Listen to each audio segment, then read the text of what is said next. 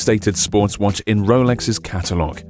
And although the first example to bear the Explorer name dates back to 1953, its origins actually go back just a bit further. In 1952, the Rolex Bubbleback, references 6098 and 6150, were offered as higher spec, more resilient alternatives to the standard models. Even before that, the famed Rolex that reached the summit of Mount Everest in 1953 arrived in the hands of Sir Edmund Hillary and Tenzing Norgay. The acquisition was not a purchase, nor was it a gift. Instead, it was an elaborate experiment, or the ultimate real-world testing. Having this watch survive this epic ascent is what earned this Explorer its name.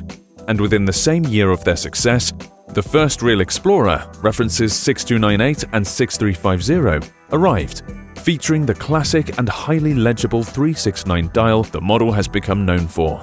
Through the first decade, the Explorer went through a series of subtle changes, alteration to the case profile, the move to a 36mm case, changes in lubricants to improve running stability, and the move to Rolex's Caliber 1030.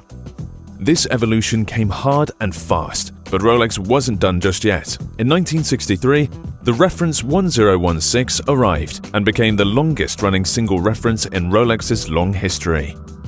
From 1963 all the way until 1989, the 1016 was a staple in the Rolex arsenal. And though it never became as popular as some of Rolex's other models, these vintage examples remain fairly sought after to this day. This classic sports watch eventually gained an updated movement in the early 70s, and at the same time its water resistance was upped from 50 meters to 100 meters.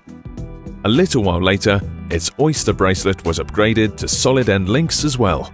In 1971, the Explorer gained a sibling in the very different but equally rugged Explorer 2, reference 1655. While the Explorer was designed for mountaineers, the Explorer 2 was geared towards spelunkers.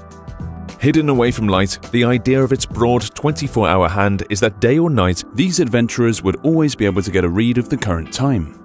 The one especially peculiar quirk about the 1655 is its nickname.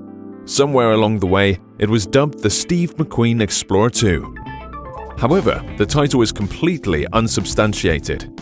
Rather than an Explorer 2, McQueen was frequently seen sporting a few different Submariner references. In 1989, Rolex decided it was time to add another reference to the Explorer collection. The reference 14270 Explorer received a significant polishing of sorts, including a slightly beefier case and white gold applied indices for the 3, 6, and 9 set on a glossy black dial. Of course, a new caliber was also in order, coming in the form of the Caliber 3000. Unlike its siblings, the 14270 nudged the Explorer into a more refined position, now capable of passing as a sleek dress watch, as well as a sport watch. This was also the first time Rolex fitted their Explorer with a sapphire crystal, as the brand had been phasing them into the model range through the mid to late 80s. Last but not least, the latest iteration of the Explorer hit the market in 2010, bringing to the table one of the biggest changes to the model yet. Though its 36mm case size was more than acceptable by modern standards, the reference 214270 was bumped up to a 39mm case diameter to satisfy demands for larger watches. It was also fitted with the Caliber 3132, alongside other aesthetic changes.